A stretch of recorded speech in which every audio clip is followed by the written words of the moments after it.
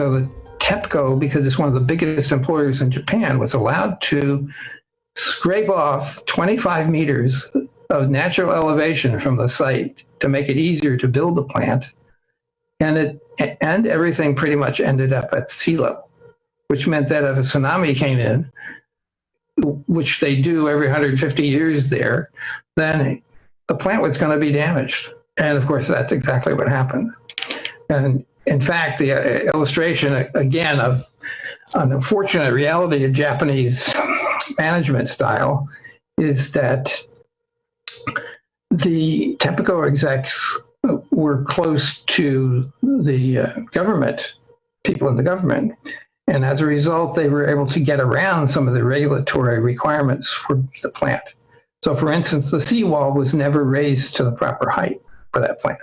So if any of those things had happened, the plant had not been built at sea level, the seawall had been correctly raised to its proper height, we wouldn't have had the Fukushima event. It would have been a no-show. At any rate, you can't, if you want to look at what happened at Fukushima that was really bad, it was that the government allowed people to live and work in a known tsunami zone.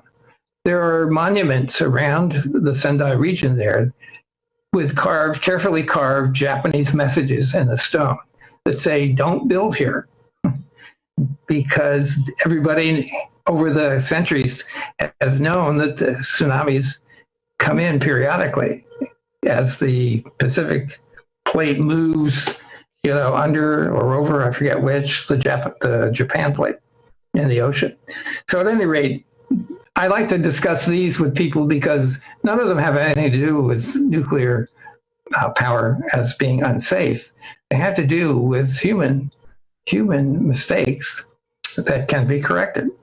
And as a result of that, if we look at the actual safety record, this needs to be bigger, but nuclear is safer than anything else, safer than wind, solar, any of the combustion sources of power and so forth.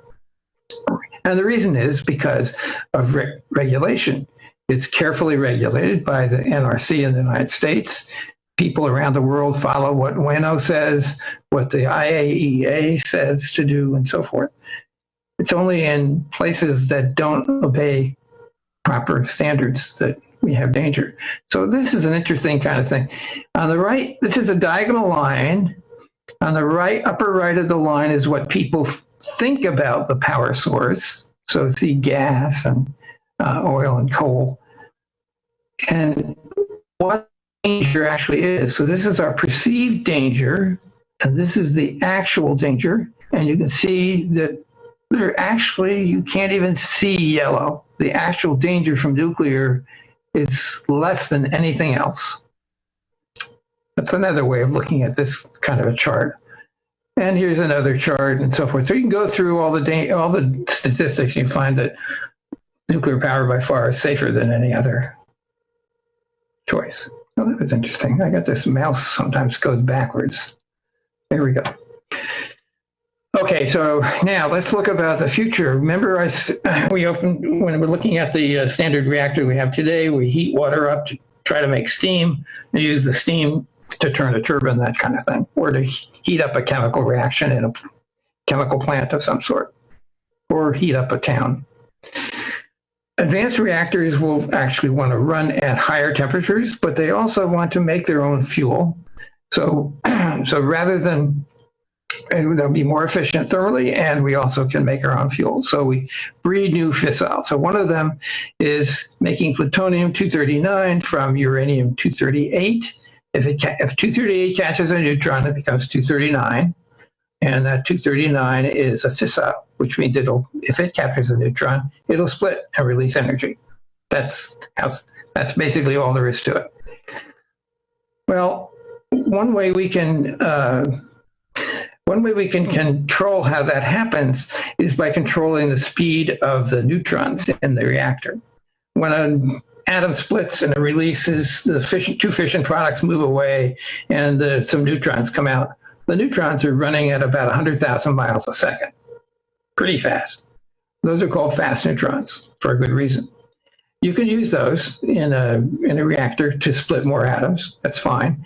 But one of the problems with that is that when you're moving that fast, it's not easy to collide with things. Things effectively look smaller to you. There's kind of Einsteinian relativistic stuff in there. But the point is that one of the things that we do in a regular reactor is we have a moderator, which is water or graphite, which the fast neutrons coming out at 100,000 miles a second bounce around, hitting the molecules of the water or graphite, and they slow down. And they get slowed down enough, they can move about the same speed as the air molecules in the air around us right now, which is about a mile per second. Instead of 100,000 miles per second, it's a mile per second. So that gives them a better chance of being captured by an atom that might split. That's all there is to it. It's called cross-section. The faster the neutron, the smaller the cross-section of its chance for getting captured by a target atom. So the smaller its chance of causing a fission, or the smaller its chance of causing a fertile to be moved up one neutron to a fissile. So there's two kinds of reactors, ones with moderators, ones without moderators. Currently, the ones we use today have moderator material, water. Advanced reactors can use moderator or not. Typically, graphite is one of the ones that we make. I'll maybe get back to that a little bit later, but let's look at this.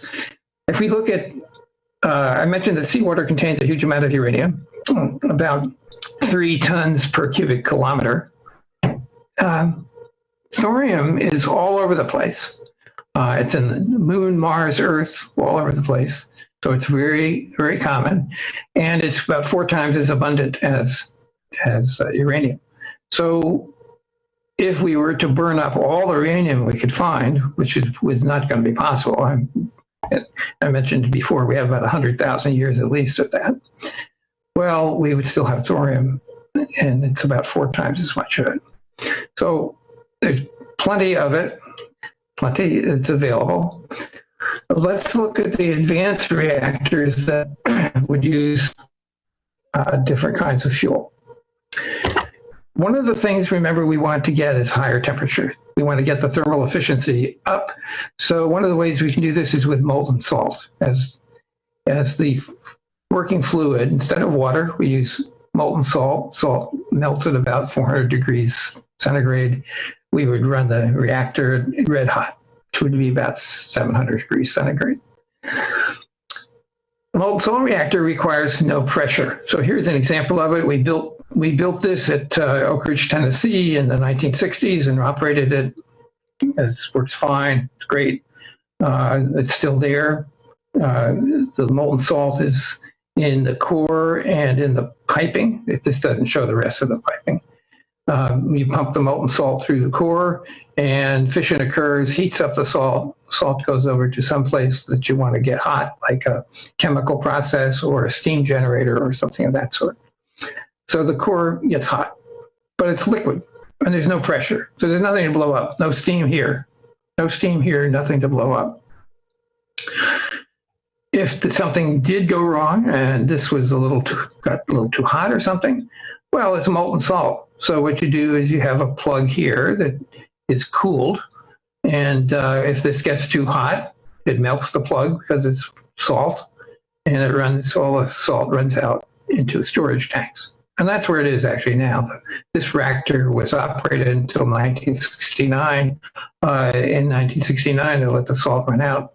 Down, it's in tanks underground, still there, still sitting there. I think we sold some of the salt to the Czechs, because the Czechs were doing molten salt research as well. But at any rate, this is a very safe reactor, no pressure, nothing to blow up. It has a graphite core to moderate, to slow the neutrons down.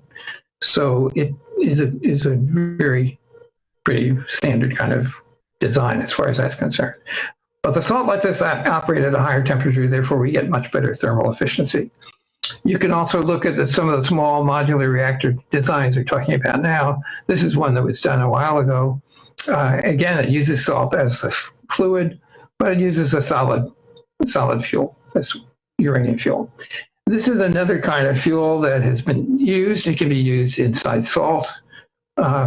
It's a pellet about the size of your thumb.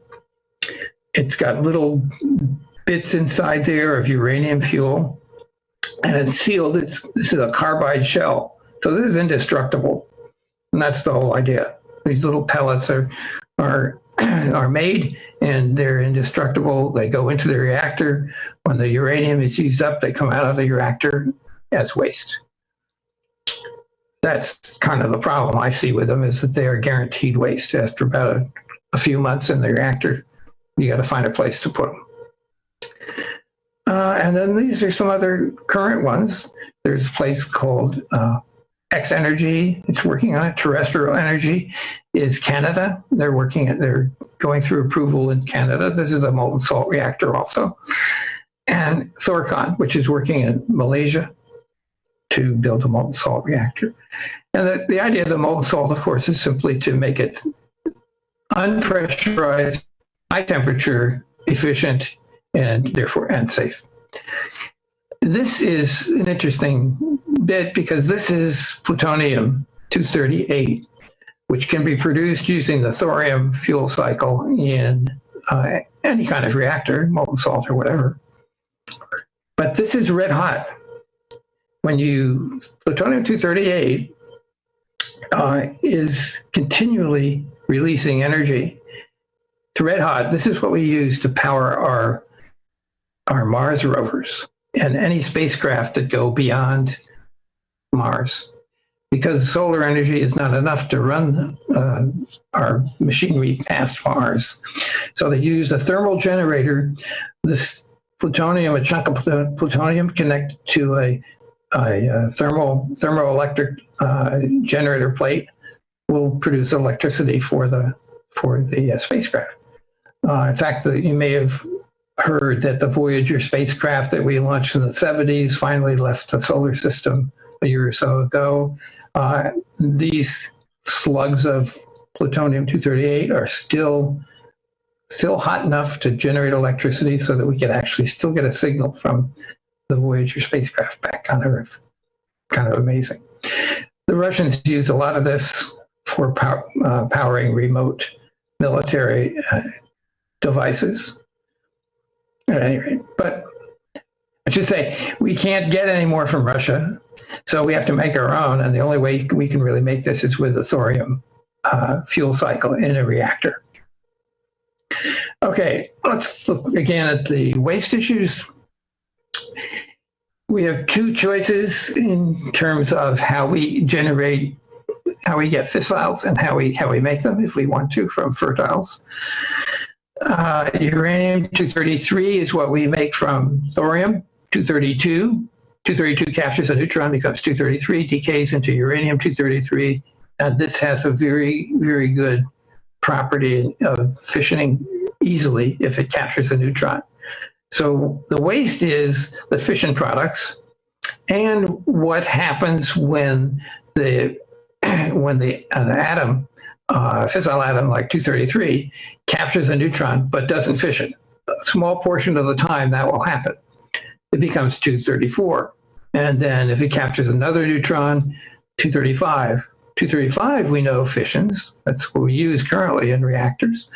So if 235 can fission, but 235 could also capture with a neutron without fissioning and become 236, and so forth.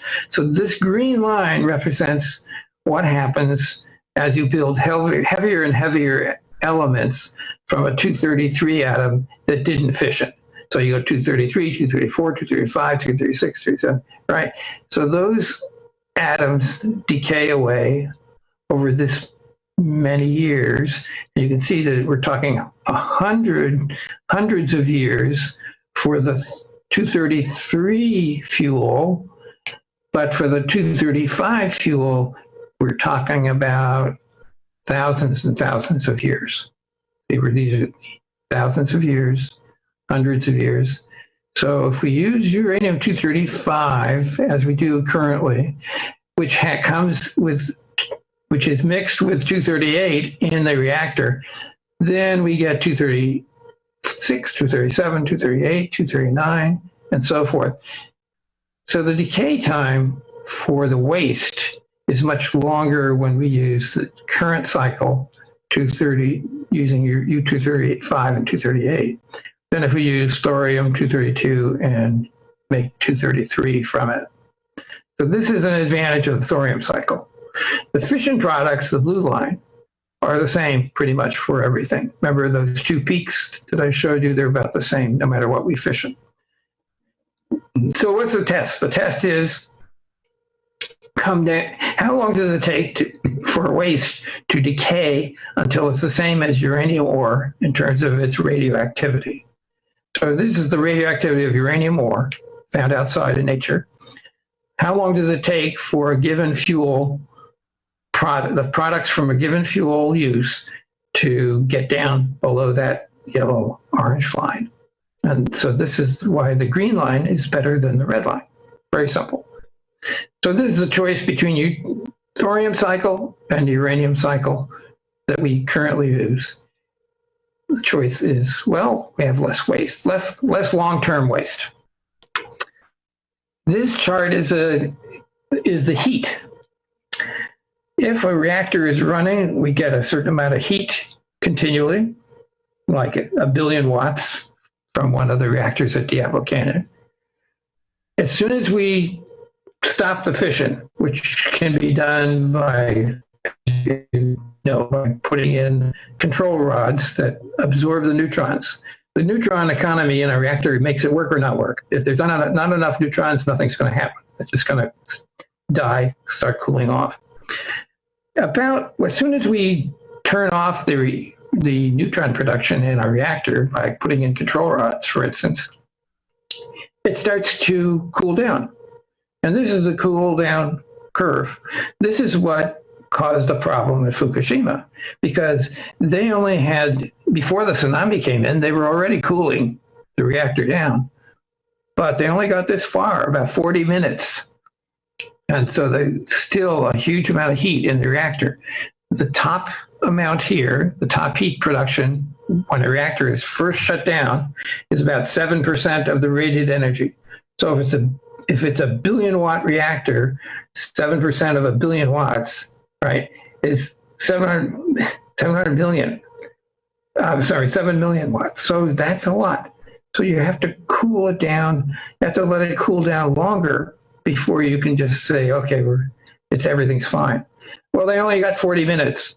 If they had 4 hours, it would have been safe. There would have been no event, because down there we're down to 1%. After 4 hours, there's only 1% of the heat left in the reactor. They only got 40 minutes before the tsunami came in and the cooling system was ruined. That's really the reason I put this up. This is just something that you can know, and you can understand then why something could happen bad when you can't cool the reactor down. Okay. All right, I mentioned something about cross-section for causing fission. This is a complicated graph, but it's not really the only thing I want you to get out of it. This is what an atom looks like to a speeding neutron when the neutron has been slowed down, moderated to a mile per second. Thermal. It's called thermal because that's the heat of the air around us controls how fast the atoms are moving, molecules are moving. So it looks pretty big. And here's what it looks like for fission for 233. So for plutonium 239 fission, the atom looks pretty good, pretty big. For uranium-233 fission, the atom's not as big, but it's pretty big for a thermal neutron. So when neutrons are moving slowly, this is how they see a 239 atom and a 233 atom. As far as the chance for causing fission, blue, or the chance for being captured and moving up to 240 or moving up to 34. That's all these mean. It's very simple. But if we don't slow them down with a moderator, this is how big they look. See? So that's the difference between a fast reactor and a thermal reactor. It's not how hot it gets, it's how fast the neutrons are moving and how big, because of their speed, the target that they would like to hit appears to be. And that controls how much fuel we have to put in a reactor. Obviously, if this represents the chance of getting hit and captured by 239 with a fast neutron, and this by a small neutron, then in order to get the same amount of energy out of the reactor, we're going to have to put a heck of a lot more fissile atoms into this little tiny circle. All right. So this is the issue with a fast reactor versus a thermal reactor. We use thermal reactors today. We use water as the moderator, as well as the working fluid. So we get targets that are this big. We don't have any fast reactors in the world because the target shrinks so much. We do want to have fast reactors because we can use them to breed 239 from 238. So, you know, it's a trade-off. It's a problem for the future choices and design choices by engineers as to how many fast reactors we want to build versus how many thermal reactors we want to build, because thermal doesn't need as much startup fuel by a factor of about 20 as a fast reactor needs. So this is an engineering decision. It's a resource availability decision as well. Just there to bring that out.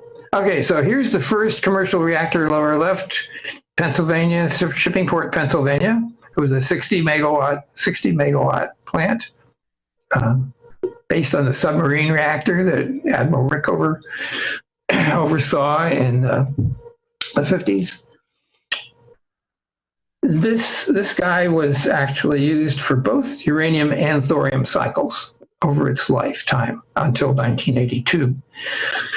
So we learned a lot from this particular plant, even though it was a commercial reactor. I mentioned before the waste that we get from a nuclear plant. Well, we get very little waste from the fission, but here's all the uranium-238 that we can't use currently. And it's in these canisters in Kentucky and Ohio, just lying around in fields because it's not particularly radioactive. It's just uranium-238 from nature. But this is the leftover from what was called the re-enrichment process. So when we want to get a fuel for a typical solid fuel reactor like we have today, we take the uranium from the nature and we discover that, well, there's only 0.7% of it is uranium-235, which is a fissile from which we can derive energy. We can split the fissile. Most of it is 238. Over 99% of it is 238. So what are we going to do? We need to have a time machine to take us back to the Oklo reactor at the beginning that ran 2.2 billion years ago. Because the half-life of uranium-235 is 700 million years about. So we need to go back 1 700 million years, 2 700 million years, 3 700 million years to get to Oklo's fuel in the rocks, which was a much larger, about 5% uranium-235. So we got to separate the 235 and 238 that we find today, because most of the 235 is gone. It's decayed away. It only has a 700,000 year half-life. So that means that we end up with a lot of this 238 that we separated out from the 235 and 238 mixture from natural uranium. So you can think of the enrichment process as a time machine that goes back to the time of Oklo Gabon 2.2 billion years ago. And as a result of that, we get a little bit of 235 and we have a lot of 238 to kind of just put off to the side. But this is fuel for a fast neutron reactor, because a fast neutron reactor can create 239 out of 238, right? A moderated reactor can do the same thing. Of course, I shouldn't really say that that's just for fast reactors. So this is potential, this is fertile fuel for a reactor that's going to fission plutonium.